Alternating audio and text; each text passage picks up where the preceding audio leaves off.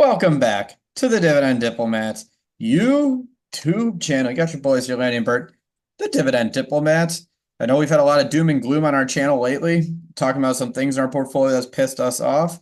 So you know what? We're going to have some fun today. We're going to be positive vibes this week on this Tuesday. There have been three investments I've made so far in 2024 that have actually worked out pretty well for me. In this video, we're going to share the three companies that I've bought this year and show how much those positions have gained so far this year, 2024. Smash that subscribe button, guys. Give us a thumbs up. Winner, chicken dinner. Bert's got some winners in his portfolio from some different stock moves made this year. We're not talking about SCHD or VIG or some of his normal routine buys, but we are talking about some of maybe new positions. Some might be taking advantage of a negative news announcement. But either which way, he's got three stocks that have popped. And it's actually funny, because outside of APD, Salesforce is probably your third stock here, probably own less from a Yep, time duration standpoint. that's absolutely Um, right. but the other two, you probably were better off at the S&P 500. Yeah, that's right. And that's what's funny. S&P 500 is up 17.38%. So that's what's funny here. So let's just talk through it. We'll rip through the three investments. I'll go through each one of them individually thereafter. Archer Daniels Midland, ticker symbol ADM. Air Products and Chemicals, ticker symbol APD. And then lastly, Salesforce, ticker symbol CRM. Let's start first with Archer Daniels Midland because this one was a fun one. Beginning of the year, it feels so long ago. Archer Daniels had a good old-fashioned accounting scandal. They good old fashioned. They had an acquisition. They goosed up the numbers from that entity. Overall, it wasn't a catastrophic accounting scandal. Their CFO's no longer there. They're working through it, but it presented a unique buying opportunity for a lot of dividend investors because ADM dropped to the low 50s, a level that wasn't there in years. So during that time frame, over the month and a half it was in that spot, I acquired 28 shares, invested 1,500 in ADM at an average cost basis of 53.95.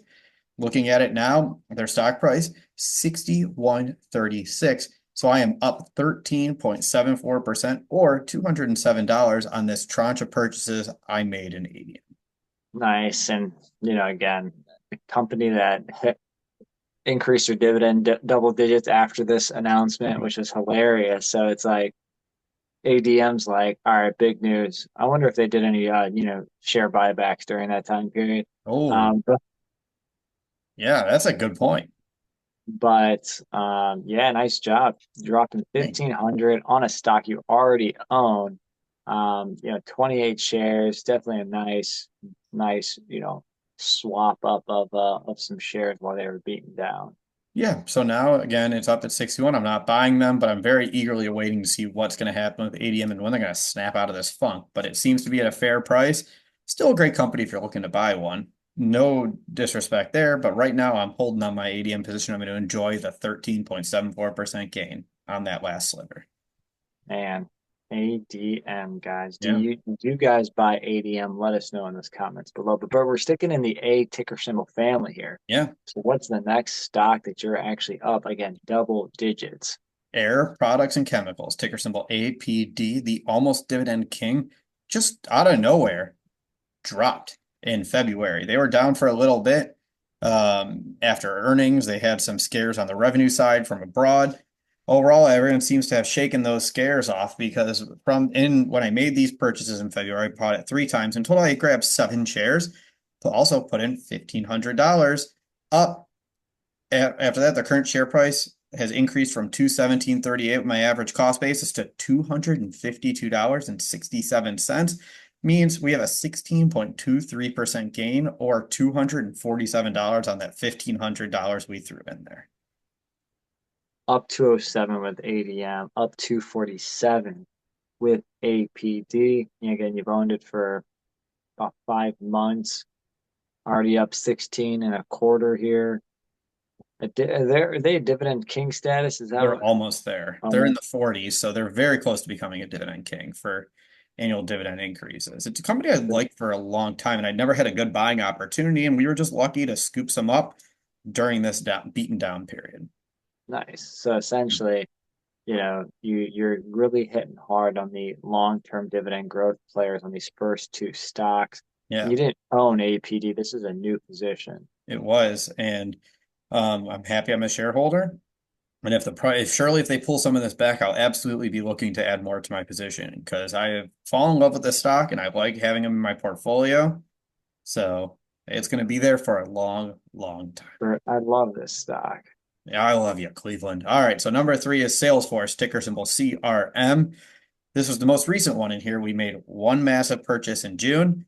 When the price was beaten down after earnings, we scooped up 5 shares, invested $1,149 at a price of $229.99. Yes, that's where I set my limit order on that day. I said I wanted 1 penny under $230 per share, and thank goodness I was able to, because right now their stock price is $263.19, up 14.44%.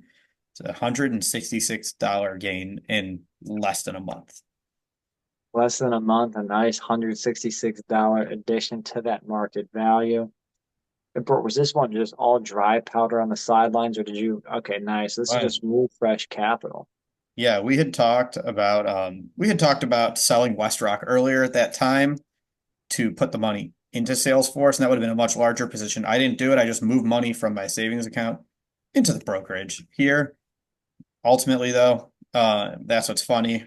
I didn't get the chance to scoop up more shares. I was hoping to get another 5, but the price took off. So I'm sitting on the sidelines, and if there's a pullback, you better believe I'm going to be adding to my Salesforce position. So Bert is looking to continue to add to Salesforce if it drops what below 235, 230 then, or Even if it's in the 240 range, like I wouldn't mind, like even if it goes up a little bit, just adding a bit more share to here or there, at least building up to 10.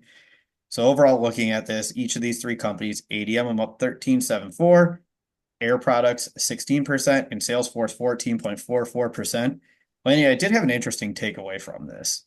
What's a little frustrating, at least for me, sometimes I'll act with conviction when buying a stock like I do with Salesforce or Air Product to get there, but I don't go in sometimes as heavy as I want to. So it's sometimes I'll think I'll do some, I'll wait for the company to come around a little bit longer, maybe the rest of 2024 and thereafter.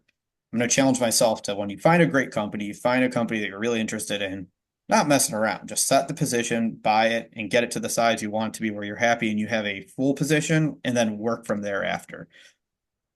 That's interesting. It's just my takeaway.